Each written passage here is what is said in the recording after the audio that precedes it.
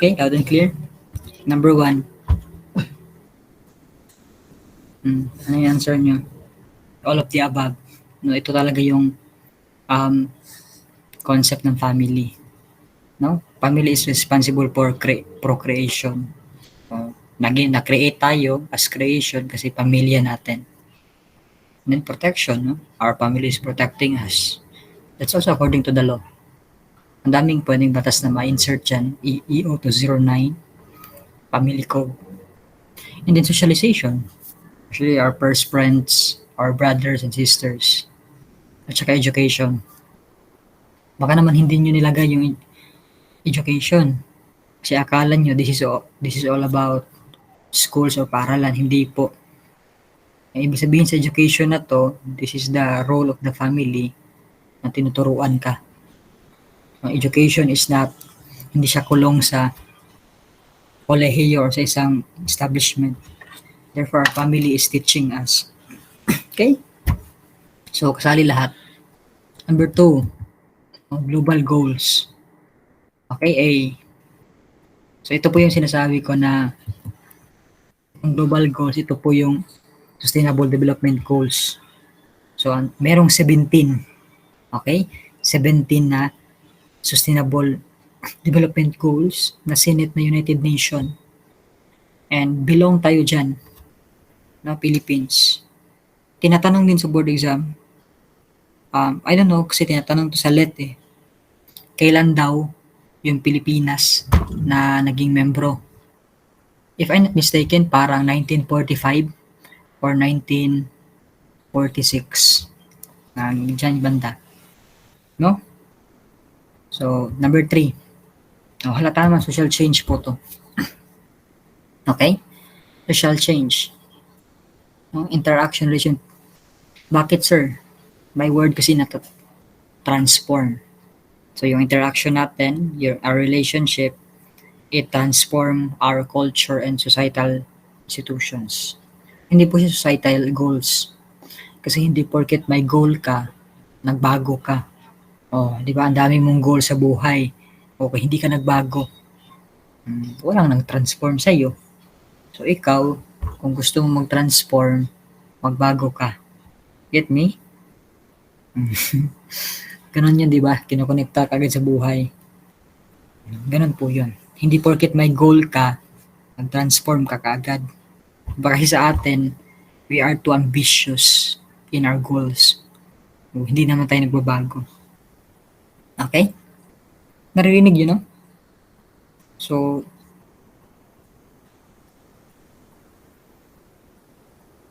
nakikita niyo ba yung screen ko?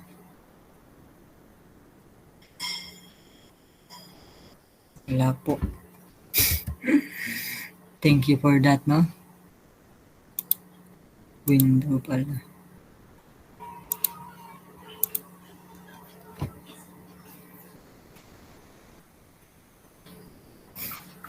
Dami ko na sinabi dito, no? Okay, number 1. Lahat po ng kita nyo na. Okay. So, number 1, letter E. Kasi lahat po yan consists of the following na responsibility ng isang pamilya. Okay? Number 2, A, SDG. So, meron pong 17 SDGs yung United Nations. Sinusunod po yan ng lahat ng bansang membro dyan. So, kailan? Lumalabas sa board exam din. Kailan daw na membro yung Pilipinas ng United Nations? So, pagkakaalam ko dyan ay 1945. First natin.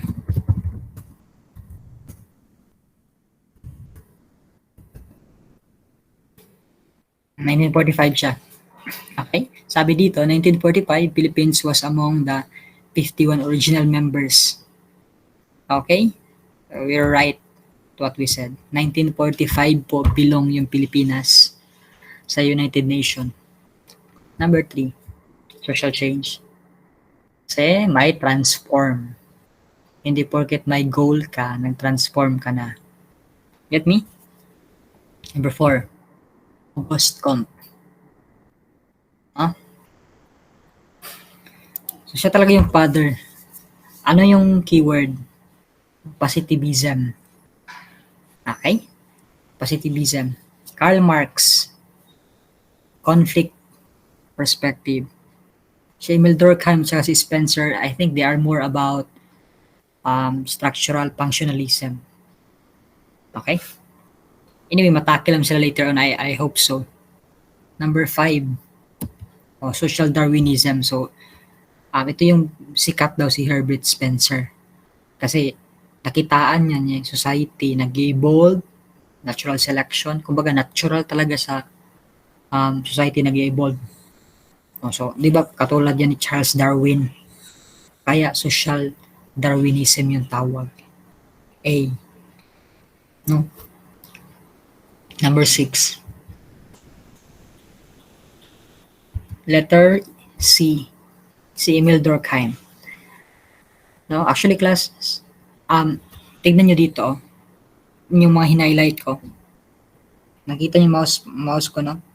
May nakalagay dito, one of the fathers. Huwag tayong makulong sa statement na isa lang yung father. Class, huwag po natin ikumpara yung mga theory sa parang pamilya. Kasi sa pamilya, isa lang yung tatay. Wala ba naman dalawa yung tatay? Mga kapitbahay nyo yan. Sa theories kasi, it's so broad. And hindi pwedeng isang tao lang yung nagmay-ari ng buong konsepto. So of course, in academe, dinadiverge, ini-integrate yung mga ideas ng every theorist. Kaya, ang daming fathers. No, kaya one of the fathers. Baka naman kanina nakulong ka na August Comte. Ibalik natin si August Comte kanina. Eh, dito kasi, no, ka-August Comte kasi, founder din siya kasi sa isang idea lang, positivism. No? So, ang dami pong lens na ginagamit dyan. Baka sabihin natin, the father, uso kasi yan sa atin. Uso sa atin na, who is the father of ganito? Isang tao lang yan. Yung mga ganyan-ganyan, yung mga naming, mga theories, effective yung law na yan sa invention. Example, who invented anti-rabies? So, isang tao lang yan. Okay? Pero pag sinabi nating father of sociology, madami pong father. Kasi madami pong idea na bumubuo dyan. You get me? Na hindi natin pwede ikulong yung sarili natin na isa lang yung father. Tignan natin yung sinasabi sa tanong. Okay? Kinumbine kasi ni Durkheim yung sociological theory sa ginawa niya talagang research. 7. A. Ito talaga yung full name ni Karl Marx. So, ang paniniwala ni Karl Marx, si Karl Marx kasi, ekonomista. So, nakikitaan niya siya yung banda, sa banda siya ng crime and order and in combination to deviancy. So, ang sabi ni Karl Marx, may mga tao dang nagwawala sa lipunan kasi nagrabyado. And mostly sa nag-aagrabyado is yung mga mayayaman. Parang teleserye ba, mayaman, mahirap scenario. Ang concept dyan ni Karl Marx, mayroon daw mga mayayaman, ang tawag sa kanila, mga bourgeoisie. O bourgeoisie. So, sila yung mga kapitalista. Ay, kapitalista sila.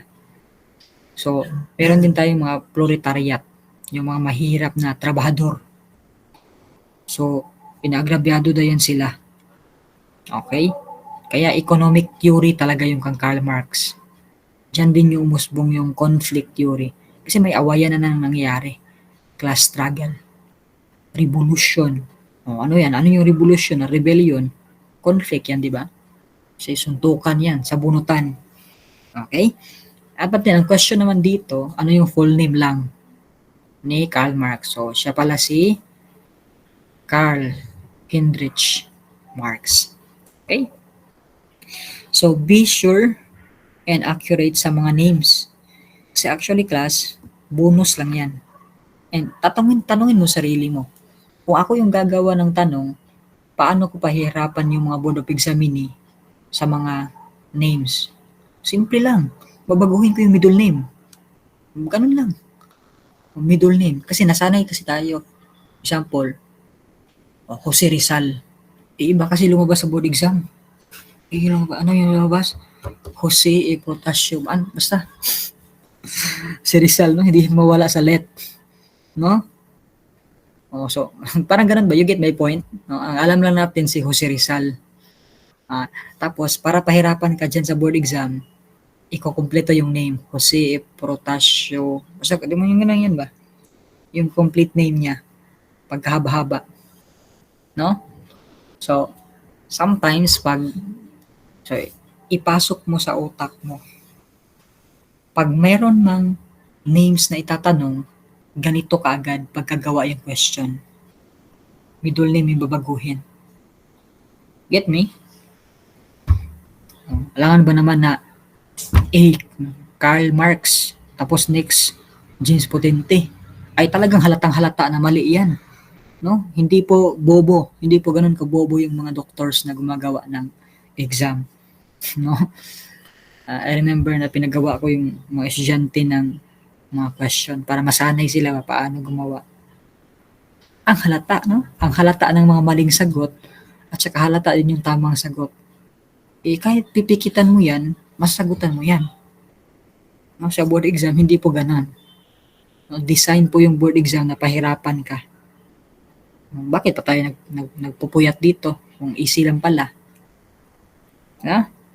O pagka easy to na round level, mamali ka pa. Nako. 8. Okay. SGD 5. Ay, 8A. So, ito yung sinasabi ko. No, so, number 1, about poverty. Number 2, hunger. Number 3, health. Number 4, education. Number 5, gender. Number 6, clean water. 7, energy. 8, economy. 9, infrastructure. 10, inequality. 11, sustainability. 12, production. 13, climate change. 14, light below water. So, about aquatic resources. Okay? 15, forestry. General ko na ha. 16, peace and justice. 17, partnership. Memorizin nyo yan. No? Lalabas yan. No? Societal kasi yan eh. No? Tingnan nyo na may logo na mundo. Societal siya. 9. Ano daw tong ni Sally dito? Si Sally ay all of the above. Ito na yung sinabi ko class na every sentence may meaning. Sino nakatama? Mag-like to kayo, be. Isa, dalawa. Maliit lang. Sino yung mali? Mag-like kayo sa yung mali. Yung mali. Sino ang kamali? Like nyo. Ang dami. Ako. Ito yung before, no? Yung, alam niyo yung isang question sa HBSA, sa human behavior na yung babae magna cum laude. Tapos, sinet niya yung life niya as fictional goal and then styles of life. Naalala niyo yun, yung last class. So, doon natin nakita na every sentence may pahiwatig na meaning. So, sabi dito, all of the above. So, hanapin natin yung achievement, power, affiliation. Kasi ang sagot kasi, D.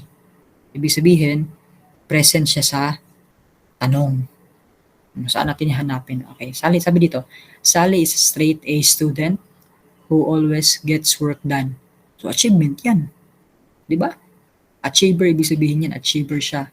O, next sentence, she is also president of her class and likes to be friends with everybody. So, being the president of your class, ibig sabihin, meron kang power and authority sa klase mo. May position ka. So, nasagutan na natin yung A, na achiever si Sally. And letter B, may power siya. And ano yung affiliation? Actually, sa second sentence, meron na. Kasi sabi dito, likes to be friends. Ano yung affiliation? Ibig sabihin, may mga kasama ka, affiliate ka, may mga involvement ka. Sabi din dito sa third sentence, she always knows the latest gossip. Chismosa pala tong si Sally, kaya pala palagi siyang sumali-sali. Nagsasali-sali. Chismosa pala siya. Okay, she always, so, nakikimarites siya. Affiliate siya, no? At the same time strives to be better in school. She never miss a class meeting and is always trying to new things to in her school better. Sally exhibit what kind of motivation? Lahat. No? Kasi matalino si Sally, may kapangyarihan siya, chismosa din siya. Okay. No? Ang seryoso kasi ng mga terms, no? Gawin natin kuan, funny. You get me? Alam niyo yung pagka-connect nito? Na. No? Sino nakagets? No, so every sentence, no, i-decode nyo po. No, i-decode nyo. Hindi porket nabasa nyo yung per sentence, sumagot na kayo. Nako. But then, mahirap-hirap naman to na tanong. Hindi siya madali talaga. Okay, number 10. So, following characteristics of high achievement but low in power. Na ano to?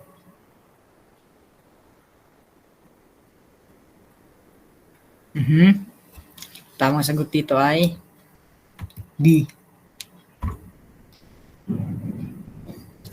So, ibig sabihin nito, di ba? Di ba high in achievement? Ibig sabihin nito, achiever siya. Work hard. But low in power. So, but not for organizations.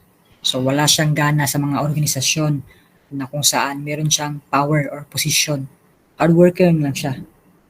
Okay? So, paano siniparate yung tanong? Alam mo bakit? At paano? Sa isang bagay lang, kama. Tignan nyo may kama, oh. Yan lang yung nag-separate. Pag hindi mo yan nakita, isip mo, connect ka ng, yes, isang sentence lang siya. But then may pahiwatig siya na kama. Grabe sa board exam, sir, no? May paganyan-ganyan. May paganyan-ganyan talaga mga kadramahan sa board exam. Isipin mo, dahil sa kama, nagkamali ka. 10 hours ka nag-study. Dahil sa kama, bumagsak ka. Grabe talaga yung board exam, sir. No, so, dapat talaga wala ka talagang minti sa board exam. Lahat, nakikitaan mo ng kaduda-duda.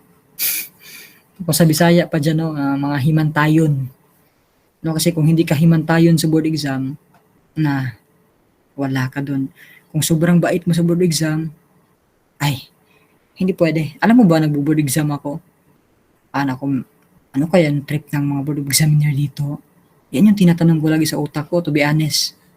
No? Ano kang trip dito? Paano kaya ako pahirapan dito? Ganun yung tinatanong ko sa isip ko. No? Ano na naman to? No? Ano na naman to? Paano na naman ako pahirapan dito? So, siniset ko na yung sarili ko na mahirap talaga, kaya hindi ka nagkukumpiyansa. No? O, ganun ba? Dapat ma-diskumpiyado ka. Akala mo yung tanong sobrang easy. Mahirap pala. No? Ganun po yun. 11.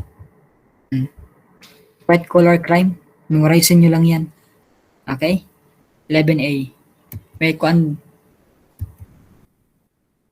Mamaya, may kuan ako mga illustration. Basta sa white collar crime, si Edwin Sutherland. Okay? Number 12. Conspiracy theories commonly contain the following. Ano yung conspiracy? Hindi totoo. Haka-haka lang yung mga kahit ano dyan. Yung mga hindi confirm. Treachery. Perpetrators of no. Totoo yan, no? Panilin lang. Actors are secret. No? Superstitious, no?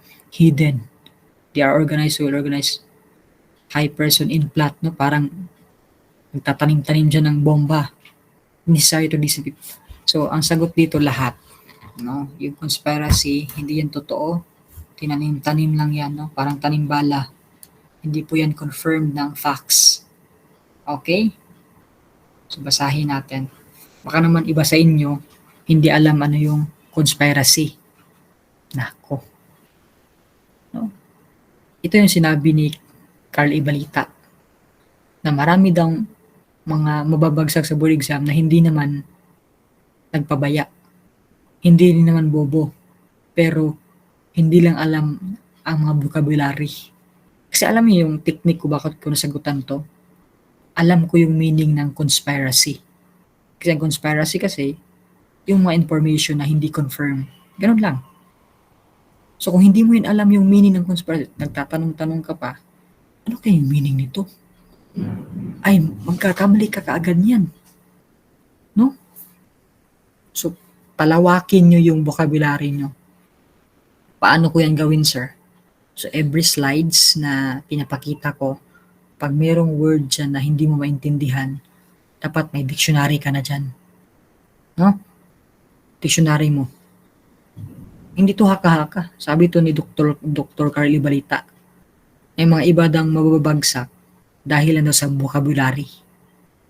You get me? No? So, ganun po yung mangyayari. No? So, vocabulary tayo.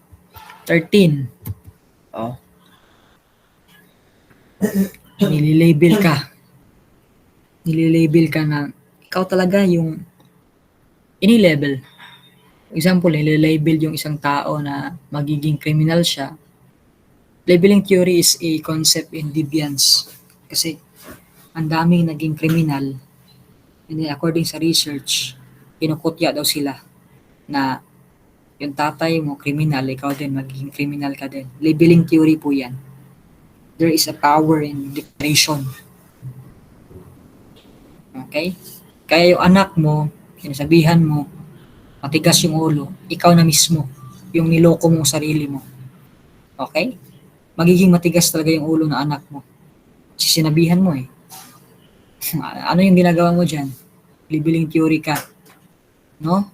So, wag ka nang magduda na titigas yung ulo ng anak mo. Kasi, your wish, no, is my command. No? Sinabihan mo eh. Example, kawawa talaga ako. Hindi ako prepared. Hindi ka magiging prepared talaga. No? Kasi nililabel mo na yung sarili mo. No? Yung labeling theory kasi class, you are limiting yourself. Kumbaga nakatamay ka sa imong kaugalingon ba? When you are discriminating yourself, take note, dinidiscriminate mo sarili mo. Pero, nagpapakomfort ka sa ibang tao na i-motivate ka. Anong tingin mo sarili mo? Niloko mo sarili mo pag gano'n. Isipin mo, dinidiscriminate mo sarili mo, tapos nagpapakomfort ka pa sa iba. Ano yan? You have the full power to motivate yourself. No? Iwan ko sa mga ganyang tao, no? Na nakatamay sa kaugalingon and then kumukuha pa ng confirmation sa iba. What's that? Ano yan ibig sabihin? Ano yan? No? You are, hindi kita maintindihan pag ganun. Kasi ikaw kasi yung merong talagang full responsibility of yourself. No? You get my point? May mga kilala akong ganyan tao. Sobrang mag-discriminate sa sarili. Dinadown nila yung sarili nila. Paano sila makaka-motivate ng tao dyan? Sila nga dinadown na sarili nila. Kasi ikaw, no, sobra yung pag-discriminate mo sarili mo. Alam mo yun, ang galing mag-discriminate sa sarili, and ang galing din mag-motivate sa iba. Tapos sa dilim, iiyak. Tumigil kayo dyan pag ganyan, no? You are putting yourself to the pit. 14. Baka ikaw yan, no? Nakikinig ba? Na wala kang tiwala sa sarili mo. Ang galing mong encourage. Encourage mo sarili mo, no? 14. Charles Fulton Cole. Ano? Sabi dito, class, seeing oneself as others see one. Example, tingin mo sa ibang tao na ang tingin nila sa iyo, mabait ka. So, ikaw din, magpapakabait-baitan ka rin. Ganun ba? Looking glass self po tawag dyan. That's a sociological concept. Okay? Ito po yung some important na mga tao. Sabi dito, si Auguste Comte, considered by many. Bakit many? Hindi lahat. Kasi ang dami pong kinoconsider na fathers. Kaya nga sinasabi ng textbook, who are one of the fathers. Kasi madami sila. Robert Merton, Strain Theory, Clifford and Shaw, and Mackay, Cultural Deviance, Sutherland, Differential Association, Hirschai, Control Theory, Spencer, Functionalism, Marx, Conflict. Ayun sinabi ko kanina na about Marx is an economist who believed that there are part of the society that is bourgeoisie, who are the capitalists, and they exploit the proletariat, yung mga trabahador. Kaya nagkakamero ng disorder, nag-aaway yung lipunan. Ano yung reason? Pera. Pera yung reason. George Herbert Mead, Symbolic Interactionism. Okay? 15. Androcentrism. Ito daw yung may mga view na male-centered bias na I don't know may mga tao na discriminatory na hindi daw nagagawa ng babae yung nagagawa na lalaki. I believe that men is advisable lang hindi to as leaders. But then anyway, nakaka-lead din yung babae. But I prefer male leaders, lalo na in family. Okay? That's the design of God. Okay, that's the design of God. Female is support. Okay, 16. Feminism. Okay? So ito yung embodiment.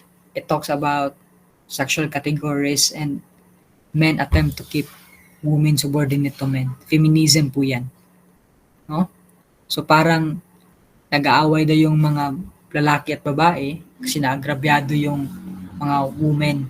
Feminism po yan. Okay? Itong androcentrism, of course, alam natin yan na parang it's a bias that men's are important. And sexism, it's all about talking about what sex we have. And patriarchy, ito yung order of authority na lalaki yung authority. So pag sinabi nating matriarchy o matriarchal, babae yung leader. Ganon. 17. Same pa rin. Androcentrism. Domination of men.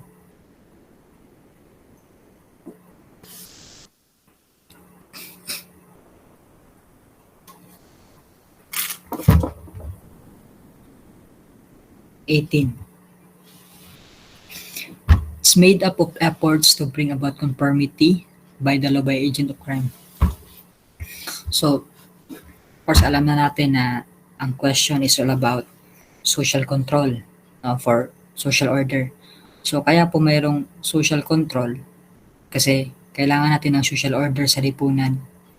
Pero ito daw yung type ng social control na ina-administer siya ng batas, justice, criminal justice, pulis, korte, prisuhan. Ito ay formal. Diba? Kasi meron tayong criminal justice system. So, lahat formal. Ano yung nauuna, be? So, nauuna yung blatter. Di ba, blatter? Ipapablatter sa police. Tsaka, iimbestigahan. No? Iimbestigahan. Tapos, kukuha yan ng warrant of arrest. Or kung mayroon kayong gustong kunin sa bahay, search warrant. So, mauna talaga yung blatter na yan. Hindi po ako naniniwala sa mga sabi-sabi. Meron akong example, may kaaway ka, sasabihan ka na ipapakulong kita, meron akong judge na uncle. Mali po yan kaagad, no? Wala pong education yung mga nagsalita ng ganyan. Kasi nauna talaga yung police. Sabi naman dito, criminal justice system first ay police. Next, court. Kasi kung nahuli ka ng police, na imbestigahan ka, lilitisin ka pa. And kung nagilty ka, doon ka sa prisuhan. Okay? Sa jail or prisuhan. So, nauna talaga yung police. Hindi pwede yung korte. No? Get me? So, kung meron tayong pagkakasunod-sunod, what comes first? Hindi po court. Police talaga. Kasi sila yung mag-investigate. Okay? 19. Ano to? Internal social control. Kasi bakit, sir? Kasi, of course, we have socialization here. No? It's all about learning the norms within the society. Ito yung pinaka-keyword. Sa loob ng society. Di ba meron tayong mga internal intestines. So, yun sa loob ng katawan. Na? So, pag external, sir, panlabas. Dito kasi, within the society. Nangyayari yung socialization.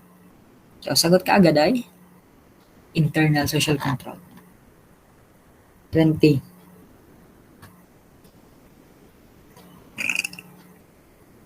Sorry for that, no?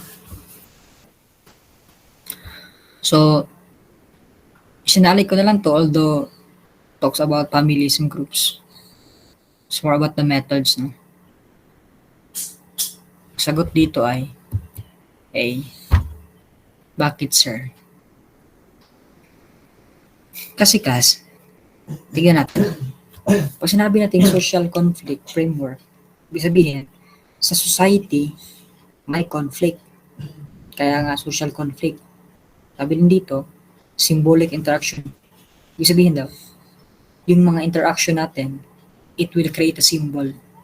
And oftentimes, it will create a values, even culture. Oh, di ba? Di ba sa atin, pag humingi tayo ng advice sa mga matanda talaga.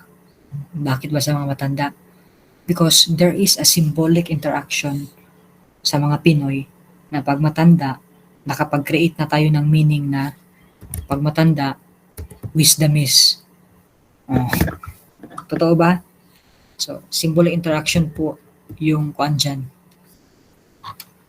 So, dito, family is a structure. 21. Social conflict. Bakit, sir? Saan, di ba, ang conflict, ibig sabihin yan, mayroong disruption. So, saan ang galing yung social? Take note po. Yung family po, this is the smallest social unit in the society. Kaya, so if we combine it, family disrupted, so family being the social unit is in conflict. So, parang ganun po yung nangyayari. Okay? So, dinidecode lang natin yung mga vocabulary sa tanong.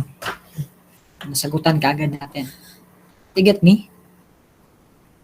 Okay? So, next, 22. May sagot na. Okay? So ito yun, no? Ito yung sample ko kanina. Sample sa pamilya natin. Nasanay na talaga tayo na mga matatanda yung hinihinga natin ng advice because there is a relationship symbol na nangyari na nakakreate na tayo ng symbol na pag matanda. For example, bigyan kita ngayon ng illustration, bigyan kita na ngayon ng dalawang picture. Yung picture ay isang bata, yung isa matanda. So, tanungin kita, sino sa dalawang picture na yan ang mas may symbol for wisdom? Pipiliin mo yung matanda. Okay, tama ba? Kasi meron na pong process, reference, frame of reference, sociological man yan, psychological, na pag matanda, may experience, may alam sa buhay, mas alam paano gawin. Oh, so yan po yung ibig sabihin talaga ng symbolic interactionism. Okay? 23.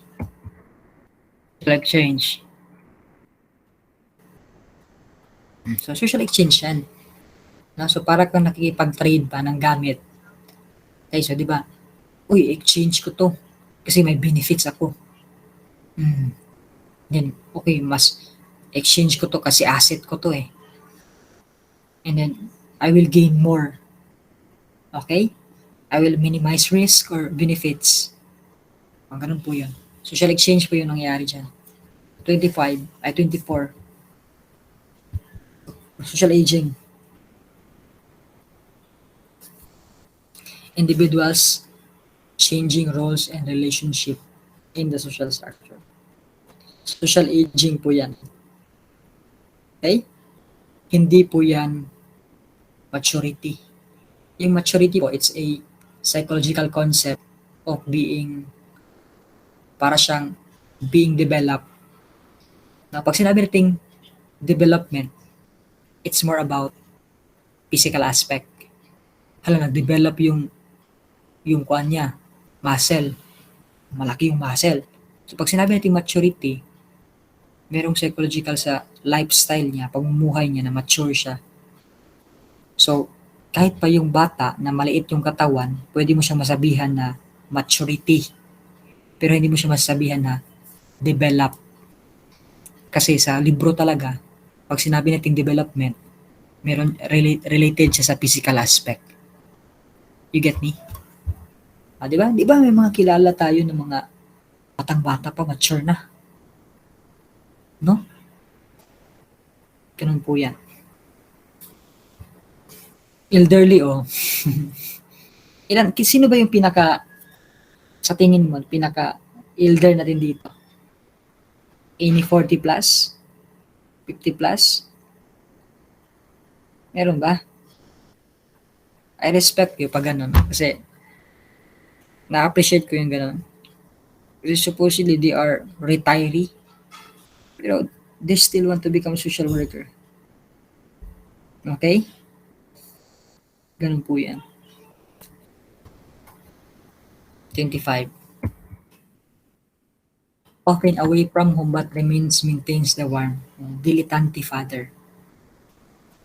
Okay? Ganun po yan. May mga ganyan talaga nun. Mga parents, kahit malayo, they still